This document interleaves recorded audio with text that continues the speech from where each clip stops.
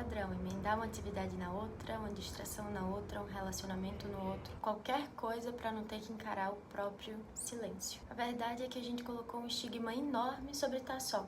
Você não pode simplesmente querer ficar fora das redes sociais, não querer compartilhar o que você faz, ou manter-se longe de pautas desnecessárias, ou sem acompanhar o caos noticiado todos os dias. Tirar um tempo para si, se recolher, ter uma vida mais tranquila e offline costuma causar estranhamento. Para muita gente isso remete a exclusão, abandono, falta de opção, monotonia, tédio.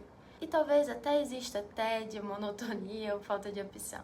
Mas isso é completamente normal. Outro dia eu estava assistindo um vídeo no YouTube e vi o comentário de uma menina que me marcou muito. Era assim: estou há um mês sem Instagram e há uns 3 dias sem TikTok.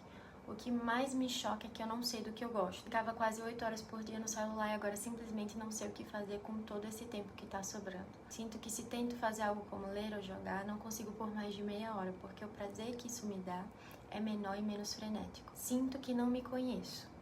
Não sei o que me faz feliz de verdade, mas sei que isso é abstinência e que com o passar dos dias vou descobrir novas formas de me entreter. Mesmo assim está difícil agora no começo. É até vergonhoso perceber como o vício em tela se tornou um problema tão grande na minha vida.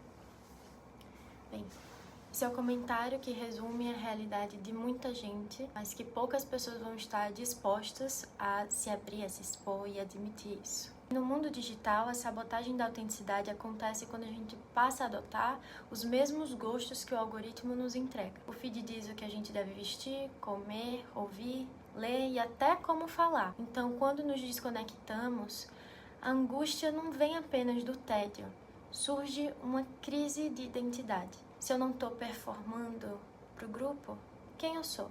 Porque, sinceramente, eu duvido que todo mundo goste de matcha, labubu e corrida. É coincidência demais. Mas eu entendo, porque eu também ficava apavorada no começo. Quando eu me via sem ninguém por perto, os meus pensamentos aceleravam, sabe? O desespero batia. Era como se todas as questões que eu evitava encarar finalmente encontrasse um espaço para aparecer. Durante muito tempo eu havia coberto meus pensamentos com notificações, vídeos curtos e uma sensação constante de companhia virtual. Eu estava sempre sozinha, mas cercada por centenas de pessoas nas telas, consumindo a vida delas enquanto eu me afastava da minha. E me vendo naquela situação me fez lembrar de uma frase atribuída a Dostoiévski, em Crime e Castigo, que ele diz: o seu pior pecado é que você se destruiu e se traiu por nada.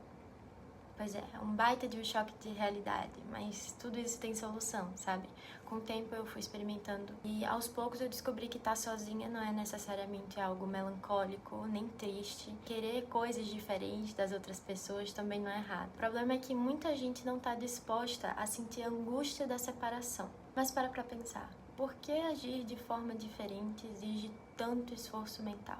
Porque quando você escolhe um caminho próprio, você se separa do grupo. E a separação causa muito desconforto. O filósofo Erich Fromm argumentava que para evitar a angústia de se sentir sozinho, excluído ou incompreendido, muitas pessoas acabam sabotando a própria autenticidade. É mais confortável seguir a rotina que todos aprovam, repetir os discursos que todos aceitam e desejar as coisas que todos desejam. O medo de fazer diferente é, no fundo, o medo de se sentir sozinho, o medo da incerteza, da solidão, é o medo de sustentar o peso da própria individualidade, é o medo de encarar a si mesmo. Mas eu entendo isso também. Tem uma ideia muito presente no imaginário popular de que quem faz as coisas sozinho é estranho, que por você estar offline você não existe, que querer, sabe, ter vontades diferentes vai fazer as pessoas julgarem você.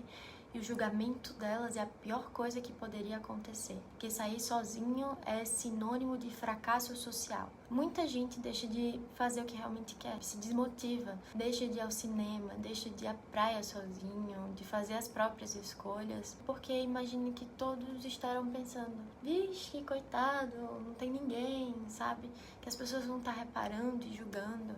Mas a verdade é que tem muito ego na nossa vergonha. A verdade é que as pessoas estão ocupadas demais rolando no feed do Insta e pensando nos próprios umbigos para prestar tanta atenção na nossa vida.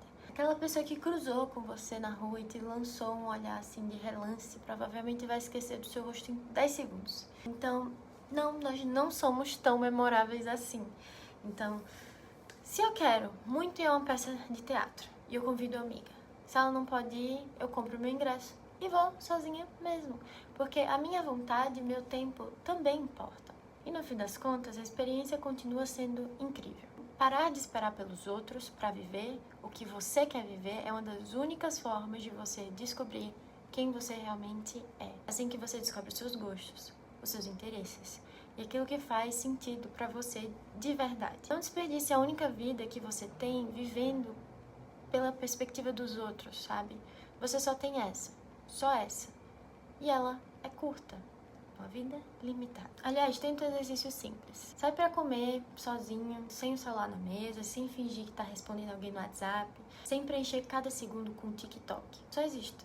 Observa o lugar, saboreia a comida, deixa sua mente vagar. Tenta não transformar aquele momento em mais uma enxurrada de informação. Aprenda a abraçar o silêncio e habitar propriamente, sem a urgência de preencher cada segundo com estímulos vazios. Porque é justamente nesses espaços de aparente vazio que a gente encontra a nossa versão mais sincera. Seja no silêncio da natureza, no foco de um treino, na leitura de um livro, numa dança desajeitada pela sala. São nesses espaços que você permite que a criatividade floresça e que a sua mente se reorganize. E quando você finalmente entender que se bastar não é solidão, mas plenitude, seu padrão para o mundo muda.